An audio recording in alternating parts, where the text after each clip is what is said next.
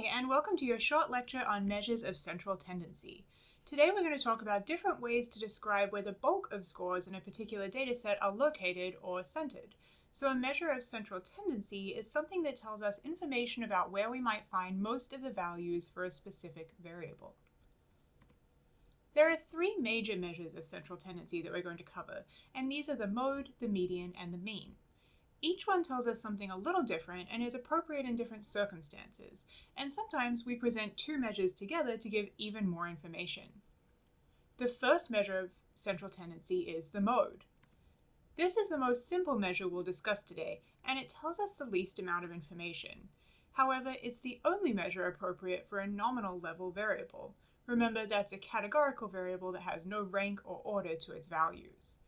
The mode is the only appropriate measure for a nominal variable because the median requires us to put our values into rank order first, which can't be done with a nominal variable. And the mean is a calculated measure, so it can only be calculated for variables with numeric value. This leaves the mode as the only measure for a nominal variable. The mode doesn't need to be calculated. You can just eyeball it from a table or a graph. The mode is simply the most frequently occurring value of a variable in a given dataset. So on this chart, whatever it's showing, the mode is the value with the tallest column, which I've highlighted in blue to draw your attention.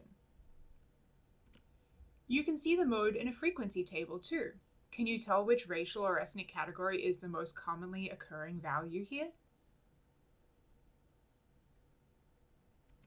Right, the category Black occurs most frequently, with 473 or 40% of respondents indicating that this is their race. The other categories are smaller, at only 21, 33, and about 5%. So the mode tells us which value occurs most often, and it's well suited to categorical variables. The mode can be used with continuous data too, but for those variables we have more sophisticated measures that provide a bit more information. Let's talk about the median next. The median is the middle score. If you put all the scores in order from lowest to highest and find the one in the middle, that's the median. It cuts the distribution of scores in half so that 50% of scores are above it and 50% are below it. You'll notice I said that first you have to put the scores in order. That's why the median is not appropriate for nominal variables, because we can't put the scores in any sort of meaningful order. It can be used at other levels of measurement. And as I mentioned, determining the median is about its position. This is a positional value, not really a calculated one. If you have an even number of scores, you can divide the two centermost scores to get the median, but that's it. This also means that the median is not sensitive to extreme values on either end of the distribution. Let's look at what I mean by that. Here we have a lineup of the goodest girls and boys and their weights. You can see we have a couple of smaller chihuahuas and then two slightly larger but still small dogs. Let's figure out the median weight of this sample of dogs. Do you remember what to do first? The first step in finding the median is to put your values in order, smallest to largest. So I've rearranged our pups from the smallest chihuahua at 3 pounds to our spaniel looking guy here at 15 pounds. Okay, so if the median is the middle value of the ordered distribution, what is the median value here? Right, 6 pounds. We put our scores in order and found the middle value. If we had 6 dogs in this line, then the third and fourth values would be in the middle, and so we could simply add those two scores together and divide by 2 to take the average, and that would be our median. This seems okay so far, right? 6 pounds is roughly in the middle of these dog weights. Okay, hold on. I'm going to make a substitution. Wah, wah. Okay, there has been a substitution on the field. Instead of our little 15-pound spaniel, we now have a 100-pound dog de Bordeaux in our data set. What's going to happen to our median now that we've included such an extreme outlying value at the top end of our distribution? Nothing. Nothing happened to our median. It's still 6 pounds. This is what I mean when I say that the median is not sensitive to extreme values. It's about the position of that value in the ordered data, so no matter how the numbers on either side of this point change, as long as this is still the middle value, it's still the median. That might seem silly. Why would we use a measure that doesn't take every data point in the distribution into consideration? How could this be useful? But it can actually be an advantage. For example, here's the distribution of annual household income in the US. Whenever you hear about annual household income, it's almost always reported as the median value. It's really easy to Google the median household income. In contrast, I tried to find the mean household income for you so you could compare the median and mean, and I couldn't find it anywhere. It's just not a thing that's typically calculated or reported for this information. Why? Well, the income distribution in the US is quite skewed. You can see here on the left side of the graph that you have most households, right? Most households are falling in this $10,000 to maybe $100,000 range. But if we move towards the right side into higher and higher incomes, we would get to a point where there are some extreme values. This graph ends at $250,000, which is a household income that's pretty achievable if you have two people in typical high-earning professions, like two experienced doctors or high-earning lawyers. But think about the annual household incomes of our multimillionaires and billionaires. They have so much more income than the average household that if we tried to include them in this graph, it would stretch on way longer. If we included those extraordinarily, astronomically high numbers in figuring out the central tendency of our data, the number really wouldn't represent where most households are at. So that's why the median is used, because even though it doesn't take into account all the data points available, it gives us a better description of where the bulk of households fall in this skewed distribution. And finally, we have the mean. You've probably calculated a mean before. Sometimes people call it the average. We use averages all the time in daily life. Means are fundamental to quantitative analysis. Many of the statistical tests we're going to use are built around the idea of the mean and measuring how far different points fall from that mean.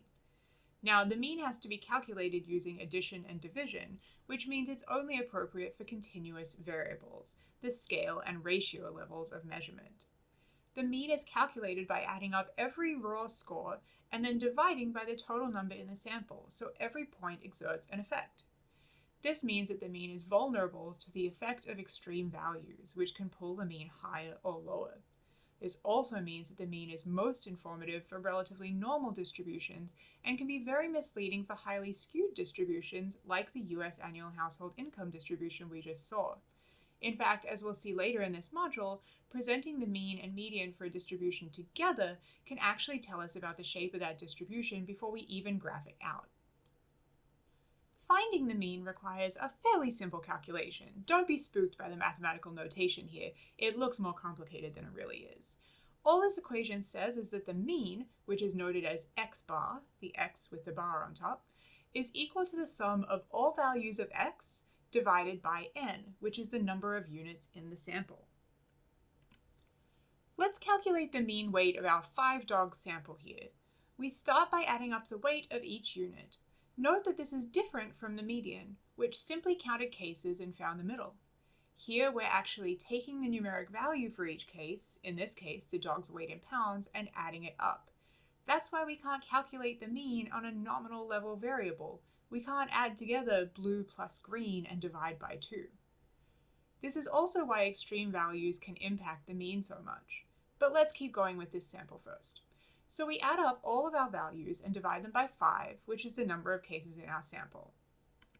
So x bar, or the mean, is equal to 40 divided by 5, which gives us 8 pounds.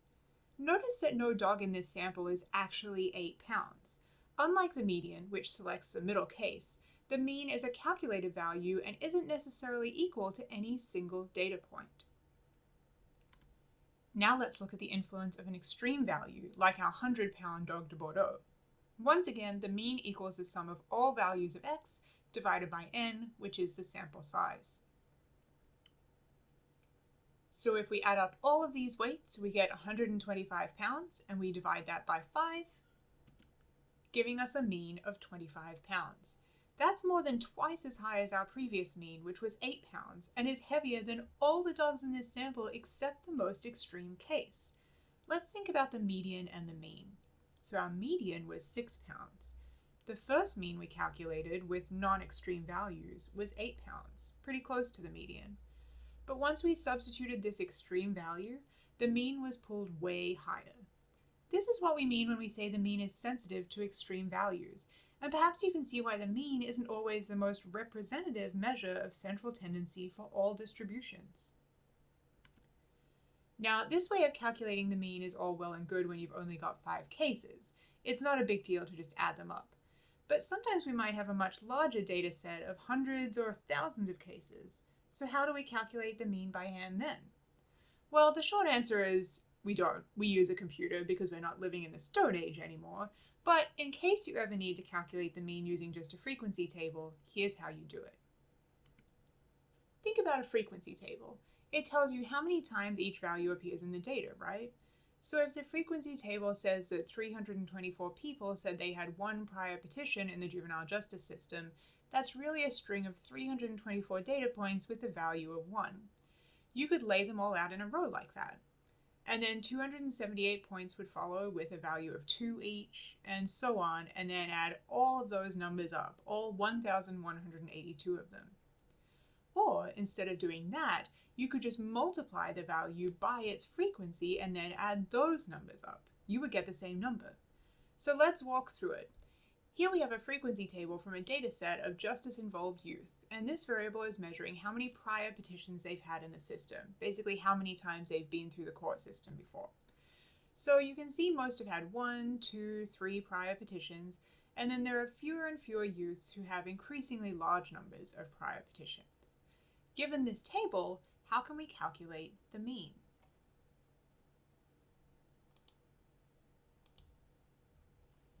All we have to do is take each value and multiply it by its frequency. So 324 people with 1 prior petition equals 324 prior petitions. Got it. Next, 278 people with 2 prior petitions equals 556 prior petitions. Can you see where this is going? We're going to add up all the prior petitions and then divide by the number of people in our sample to get the average number of prior petitions each. So we go all the way through, multiplying each value of x by its frequency in the data, and we sum those numbers. That's the 3,518 down the bottom there. Now let's look at this formula for the mean.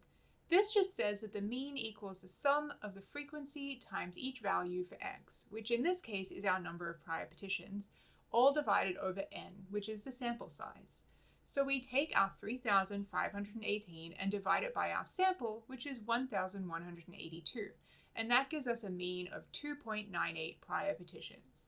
The mean number of prior petitions for this sample of justice-involved youths is 2.98. Can you see how we arrived at that point by adding up the total number of prior petitions for everyone in the sample and then dividing by the number of people in that sample? Feel free to stop the video and walk back through this section until you feel comfortable understanding how means are calculated. The mean is fundamental to the rest of our course material, so you'll want a really strong grasp of it before moving ahead. Let's look at the mode, median, and mean in this sample of justice-involved youths. Here we have a graph showing the number of prior petitions. We can see that most people have just a few, with smaller numbers of folks having a lot of prior petitions. I've also included a table of descriptive statistics, which we'll learn how to generate using our statistical analysis software. Can you see the mode, median, and mean in that table? Can you imagine where they fall on the graph? Let me highlight them for you. First, we have the mode, which is the most commonly occurring value. This is the only measure of central tendency that's appropriate for nominal level measures, but it can also be used with ordinal, interval, and ratio measures, just like we're doing here. The mode can be eyeballed from a bar graph, histogram, or frequency table. In this case, the mode is 1. The largest number of people in our sample had just 1 prior petition. Then there's the median. The median is identified by putting all of our data points in order and then finding the middle value.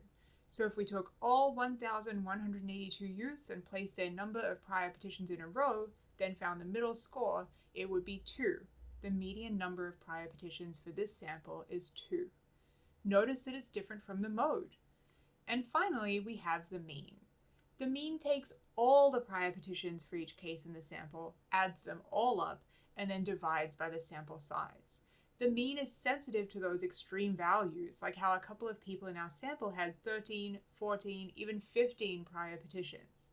This means it gets pulled slightly higher than the median because all those high values are exerting a lot of influence. The mean we calculated for this sample rounds to 2.98. So there, we have our 3 measures of central tendency identified for a single data set. Let's talk about something else that makes the mean special and why it forms the foundation of so many other statistical calculations. The mean can also be called the midpoint of the magnitudes. Now, that sounds like some sort of awesome science fiction thing, but what it really means is that the mean is the point from which all deviation scores sum to 0. Okay, that probably isn't any more helpful to you right now. Let's talk about deviation scores first. A deviation score is simply the value of x for any given case minus the mean of all cases. So the deviation score for I, di, is equal to the value of x for I minus the mean of x for the whole sample. Let's go back to our dogs to see what that means. We previously calculated the mean weight of this sample of dogs to be 25 pounds, right? We can calculate the deviation score for each dog in our sample by taking their weight and subtracting the mean weight. So the deviation score for this small friend is 3 pounds minus 25 pounds, or negative 22. The deviation score for any value below the mean is going to be negative, and for values above the mean, the score will be positive. For our next friend, the deviation score is 4 minus 25, or negative 21. And so on and so forth until we have a deviation score for each dog. You can see here that for our dogs with weights below the mean, the deviation scores are negative, and for our one dog weighing above the mean, the deviation score is positive, and quite large. This dog deviates from the mean weight quite a bit, so the deviation score is showing how far from the mean each individual point falls. If the deviation score is quite small, that point is close to the mean. If it's quite large, that point is far from the mean. Now for that midpoint of magnitudes thing. I told you that all deviation scores based on the mean sum to 0, and now I'll prove it. If I take the deviation score for each dog in our sample and add them together, I get 0. This means that the mean, 25 pounds, is the balancing point of the values in our data. The deviation scores below the mean add up to negative 75, and the deviation scores above the mean, we only have one in this case, add up to positive 75, and these cancel each other out to give 0. The mean is the value that perfectly balances all the raw scores. This characteristic is what makes the mean a central component in statistical analysis, and we're going to come back to this idea again and again throughout the semester.